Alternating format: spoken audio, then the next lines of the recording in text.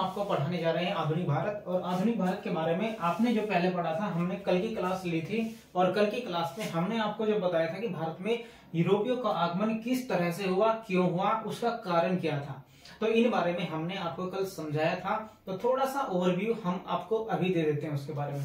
देखो, जो भारत में यूरोपियों का आगमन हुआ वो इस तरीके से हुआ कि यहाँ पर जो है, जब यहाँ पर ओटोमन तुर्कियों का कब्जा हो गया था तो भूमध्य सागर से जाया करते थे, लेकिन यहाँ पर इनका जो व्यापार है वो इसकी वजह से बंद हो गया। तो यहाँ से जाना तो बंद हो गया, रास्ता बंद हो गया। तो उसके बाद इनको कहीं ना कहीं से तो रास्ता ढूंढना था, तो उसी रास्ते को ढूंढने के लिए इन्होंने यहाँ से कोशिश की। तो इधर से ये बार बार गए, इधर से ये कभी कोई यात्री गया, कभी कोई यात्री गया, तो इस प्रकार से ये चलते चले गए और लास्ट में जाकर के वास्को डी गामा यहाँ से आपका चला जाता है। तो वो इधर से आपके भारत की खोज कर लेता है और यहाँ पर जो है व्यापारियों के द्वारा जो भी भारत में कुछ शासक थे उनसे मेलजोल बढ़ाया इसने, और उसी के कारण इसने वहां से व्यापार को बढ़ाया था। और यहाँ से मसाले खरीद करके भारत से लेकर के कहाँ चला गया, यूरोप में, अपने देशों में आ गया। पुर्तगाल का था तो यहाँ पर आकर के उसने बेचे और बेचने के बाद उसने बहुत सारा लाभ कमा लिया था। और उसी लाभ को कमाने के बाद उसके जो माल ये खरीदा करते थे तो वो माल ज्यादा हो जाया करता था। अब उसकी व्यवस्था को बनाने के लिए कि हमारा जो माल है वो किस तरीके से सुरक्षित रहेगा, अब उस पर कुछ ना कुछ अधिकार भी होना चाहिए। तो उसके लिए इन्होंने अपने क्या शुरू कर दिए, अपने गवर्नर नियुक्त करने शुरू कर दिए। जब इन्होंने अपने गवर्नर यहाँ पर नियुक्त करने शुरू कर दिए तो उसके बाद यहाँ पर उन्होंने अपनी नई पॉलिसी भी लागू करने शुरू कर दी। तो यही माना जाता है कि अब भारत में सबसे पहला पुर्तगाली वायसराय कौन बन करके आता है। तो ये माना जाता है कि भारत में मुख्यतः 3 पुर्तगाली वायसराय बनकर के आए थे। एक पुर्तगाली के नाम से आया और दूसरा आता है अल्फांसो डी अल्बुकर्क। ठीक है, देखिए पहले आप कौन कौन से आपके वायसराय हैं। जो पहला वायसराय था वो था फ्रांसिस्को डी अल्मेडा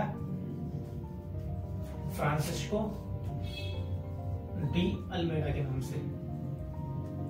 और जो दूसरा आया, यानी कि कब से कब तक आया था, 1505 में आया था और 1509 तक रहा था।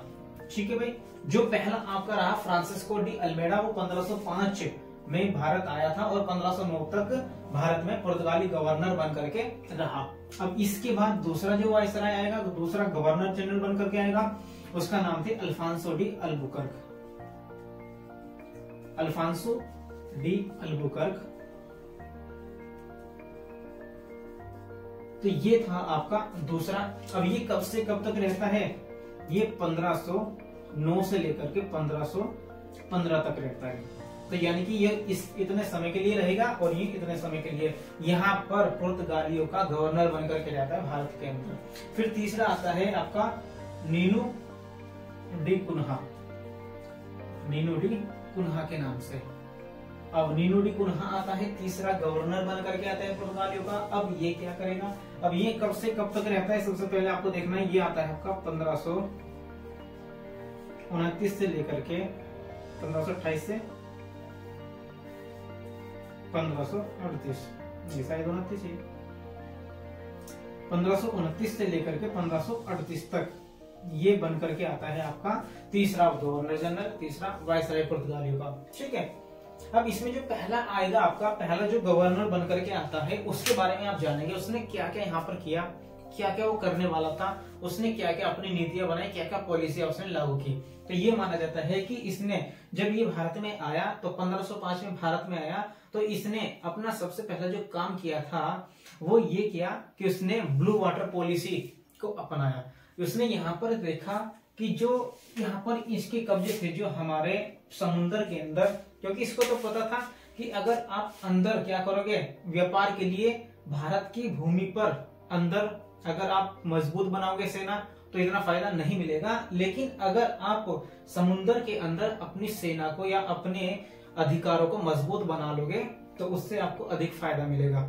अब इसने यही किया कि इसने अपने यहाँ पर समुद्र के अंदर अपने सैनिक और अपने अड्डे बना लिए, जिससे कि यहाँ पर अगर कोई भी व्यापार करेगा तो इनकी अनुमति के बिना व्यापार नहीं कर सकता है।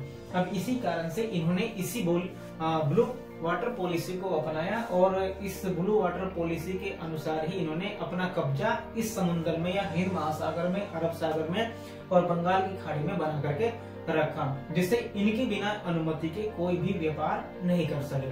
तो इसने सबसे पहला काम ये किया था। अब इसी के समय में एक काम ये हुआ कि इसमें जब 1508 ईस्वी में, यानी कि 1508 ईस्वी की बात है, इसी के समय में यहाँ पर जो आपका गुजरात में है एक चोल नामक स्थान, गुजरात में चोल नामक स्थान है, और यहाँ पर जब ये व्यापार करते थे तो इनका कुछ जो गुजरात के शासक थे, गुजरात के शासक के साथ इनका युद्ध हुआ। अब उनके साथ जब युद्ध हुआ तो उस युद्ध में पुर्तगाली या फ्रांसिस्को डी अल्मेडा हार जाते हैं। अब पहली बार जो है चोल के युद्ध में 1508 में चोल का युद्ध हुआ और उस युद्ध में ये हार जाएंगे। जब 1508 ईस्वी में चोल के युद्ध में पुर्तगाली हार जाते हैं तो इसके बाद इनको बहुत एहसास होता है कि यार तुम्हारे साथ ये क्या हो गया, इन्हें बहुत गिल्टी फील होता है। अब उसके बाद ये दोबारा से अब व्यापार करना शुरू करेंगे। अब जब व्यापार करेंगे तो इसके बाद ये जब ये गुजरात के पास ही करते हैं तो यहीं पे दीव नामक एक समुद्र में की जो खंबात की खाड़ी है, यहीं पे दीव नामक आपका एक राज्य है, यानी कि स्थान है। अब उसी पर क्या होता है, वहां पर भी अब इनका दोबारा से युद्ध होगा, क्योंकि यहाँ से कुछ ऐसे ऐसे व्यापारी आते हैं जो मिस्र से आते हैं, कुछ तुर्की से आते हैं। तो इसी प्रकार से यहाँ अलग अलग आपके कुछ समुद्री लुटेरे थे, तो इस प्रकार के जो आते थे, अब उनसे इनका पुर्तगालियों का युद्ध होता है, जिसे कहते हैं दीव का युद्ध। ठीक है। अब 1508 में चोल का युद्ध हुआ, जिसमें पुर्तगाली गुजरात के शासक से हार जाएंगे। अब 1509 में दीव का युद्ध होता है, जिसमें पुर्तगाली हरा देते हैं किस किस को, जो गुजरात के शासक हैं उसको हरा देंगे। ठीक है। इसके बाद आपका एक है तुर्की के और मिस्र के थे।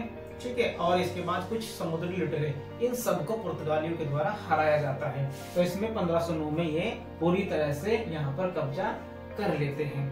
अब ये तो हुआ इनका काम, जो पहले आपके गवर्नर जनरल बनकर के आए तो इन्होंने ये काम किया। ठीक है। अब इसके बाद जो दूसरे गवर्नर जनरल बनकर के आएगा, दूसरा वाइसराय बनकर के आएगा पुर्तगालियों की तरफ से, उसका नाम है अल्फांसो डी अल्बुकर्क। तो अल्फांसो डी अल्बुकर्क दूसरा वाइसराय बनकर के आएगा। अब ये क्या क्या काम करेगा, अब इसके द्वारा जो काम किए जाते हैं वो क्या करेगा, यहाँ पर 1510 ईस्वी में जब गोवा है, गोवा पर अपना अधिकार कर लेता है। तो 1510 ईस्वी में अल्फांसो डी अल्बुकर्क गोवा को जीत लेगा, पूरी तरह से उस पर कब्जा कर लिया, और इसने एक राजधानी बनाया कोचीन को, और इसी के द्वारा राजधानी कोचीन को बनाया जाता है। तो ये माना जाता है कि पुर्तगालियों की सबसे पहली जो राजधानी बनी थी वो किसने बनाई थी, कौन से वाइसराय ने बनाई थी, तो पुर्तगालियों की राजधानी भारत में सबसे पहले कोचीन को बनाया गया, और वो किसके द्वारा बनाया गया, अल्फांसो डी अल्बुकर्क के द्वारा। तो ये माना जाता है कि वास्तविक रूप से पुर्तगालियों यानी पुर्तगाली साम्राज्य की स्थापना किस गवर्नर के द्वारा की गई थी, तो वास्तविक रूप से पुर्तगाली साम्राज्य की स्थापना अल्फांसो डी अल्बुकर्क के द्वारा की जाती है। तो वही वास्तविक संस्थापक माना जाता है भारत में पुर्तगालियों का। अब इसने कुछ क्षेत्र को जीत लिया, जैसे आपके यहाँ पर है एक फारस की खाड़ी है, हारमुज जल संधि कहा जाता है, जहाँ पर हारमुज जल संधि है फारस की खाड़ी के पास, और यहाँ पर आपका गोवा है, इसके बाद यहाँ मलक्का जल संधि है। तो 3 जगह पर ये कब्जा कर लेते हैं। देखो होता क्या है, जैसे आपका देखो अब यहाँ पर क्या होता है कि देखो इस प्रकार से है आपका, ये भारत है आपका, और इधर जाकर के जब इधर जाएंगे तो इधर आपकी एक जल संधि बनती है, फारस की खाड़ी है सऊदी अरब के पास इधर से। ठीक है। ये है। अब इधर से जो है आपकी फारस की खाड़ी है इधर, अब इसमें हारमुज जल संधि के नाम से, हारमुज जल संधि। ठीक है। और यहाँ पर है आपका गोवा, क्योंकि आपका है अरब सागर, अरब सागर यहाँ पर अरब सागर है, इधर बंगाल की खाड़ी है ये। ठीक है। और इधर ही मलक्का जल संधि यहाँ पर मिलेगी, इंडोनेशिया के पास है आपकी मलक्का जल संधि। तो मलक्का जल संधि है और गोवा है। तो 1510 में तो इन्होंने गोवा को जीत लिया, 1510 में गोवा को जीता, और 1511 में मलक्का जल संधि पर अपना कब्जा कर लेते हैं। 1511 में मलक्का जल संधि पर इन्होंने कब्जा कर लिया पूरी तरीके से, और 1510 में गोवा पर कर लिया था। और इसके बाद 1515 में ये हार्मुज जल संधि पर अपना कब्जा कर लेते हैं। अब इनको इससे फायदा क्या हुआ? इनको फायदा ये हुआ कि अगर यहाँ से किसी को भी व्यापार करना है पूरे हिंद महासागर में जाकर के एशिया के साथ, तो उनको यहीं से गुजरना पड़ता था। अब यहाँ पर कब्जा किसका हो गया? पुर्तगालियों का कब्जा हो गया। जब पुर्तगालियों का कब्जा हुआ तो अब कोई भी अगर व्यापार करेगा वो इनसे पूरी तरह से पूछ करके ही व्यापार करेगा, बिना इनकी अनुमति के व्यापार नहीं कर सकता है। और इसी कारण अब इनके द्वारा यहीं पर तीनों क्षेत्रों को जीत लिया जाता है और यहाँ पर हिंद महासागर, अरब सागर, बंगाल की खाड़ी में पूरी तरह से पुर्तगालियों का कब्जा हो जाता है। तो यहाँ पर पूरी तरह से पुर्तगालियों का जब कब्जा हो गया तो अब इन्होंने यहाँ पर एक पॉलिसी बनाई जिसे कहते हैं कार्टेज आर्मेडा। कार्टेज आर्मेडा काफिला प्रणाली, ये सिस्टम था इनका। कार्टेज आर्मेडा काफिले प्रणाली के नाम से इन्होंने एक सिस्टम बनाया। अब इसमें ये बताया गया कि यदि किसी को भी इसमें व्यापार करना है तो वो पहले परमिट प्राप्त करेंगे। तो परमिट किससे लेंगे? पुर्तगालियों से, क्योंकि यहाँ पर और यहाँ पर इन तीनों जगह इनका कब्जा था। तो अब इनको क्या करना था? पहले परमिट देना था। अगर कोई भी व्यापार करेगा तो इनसे पहले परमिट लेगा।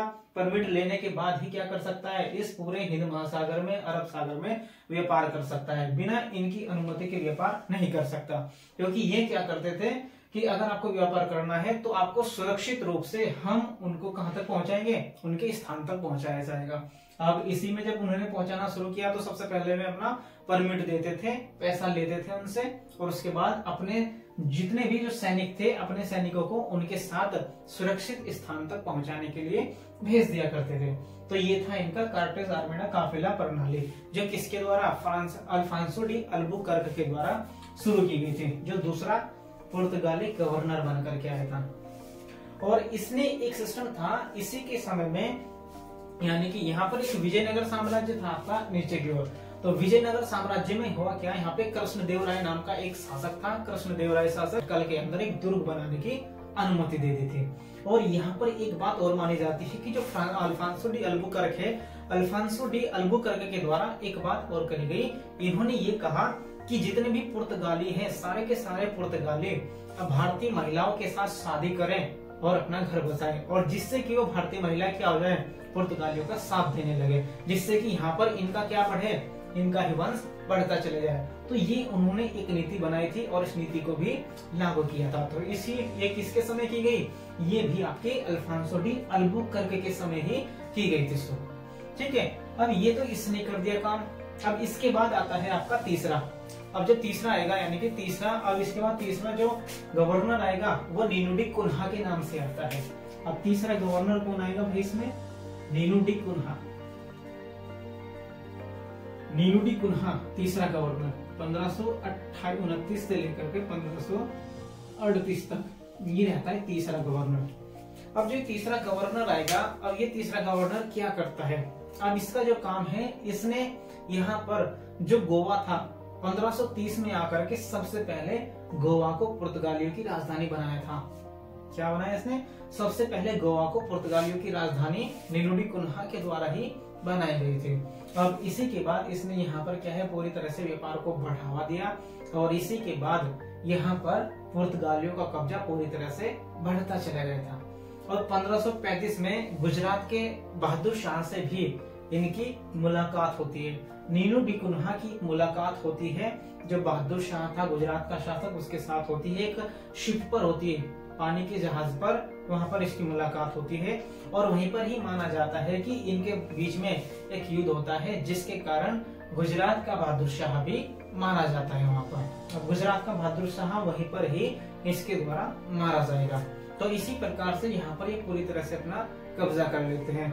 अब ये माना जाता है कि जब इन्होंने सारा अपने यहाँ पॉलिसी अपना ली, पूरी तरह से कब्जा करना शुरू कर दिया, अब इसके बाद होगा क्या है कि जो पुर्तगालियों के द्वारा भारत में कुछ चीजें लाई गई, यानी कि कुछ जो खेती है, कुछ आलू है, टमाटर है, मक्का है, आलू, टमाटर, मक्का, तंबाकू, इनकी जो खेती शुरू की गई थी वो पुर्तगालियों के द्वारा ही शुरू की गई थी। और भारत में जो प्रिंटिंग प्रेस लाई गई, भारत में प्रिंटिंग प्रेस की शुरुआत भी पुर्तगालियों के द्वारा ही की गई थी। तो ये बातें मानी जाती है और ये माना जाता है कि 1632 ईस्वी में शाहजहां के द्वारा भी 1632 में पुर्तगालियों को यहाँ से भगाया गया था एक बार। तो पूरी तरह से लगता था क्योंकि जो डच आए थे यहाँ पर हॉलैंड से, नीदरलैंड से, तो वो डचों ने भी क्या किया, पुर्तगालियों को पूरी तरह से यहाँ से भगाया और भगाने के बाद उनको बार बार मारते थे, पीटते थे, यहाँ से भगाते थे। जब पुर्तगालियों को इतना डर लगने लगा तो उसी के कारण उन्होंने ऐसा सोचा कि अगर हम अंग्रेजों के साथ अपनी संधि कर ले तो या किसी भी तरह से कोई भी रिश्ता जोड़ लें तो उसके कारण वो हमारी मदद करेगा और डच हमें कुछ नहीं कहेंगे। तो इसी कारण से उन्होंने 1661 में जो पुर्तगाली राजकुमारी कैथरीन थी उसका विवाह ब्रिटेन के जो राजकुमार थे ब्रिटेन के राजकुमार प्रिंस चार्ल्स के साथ उनकी शादी करा दी और दहेज में मुंबई को दे दिया था। और दहेज में क्या दे दिया, बम्बई दे दिया।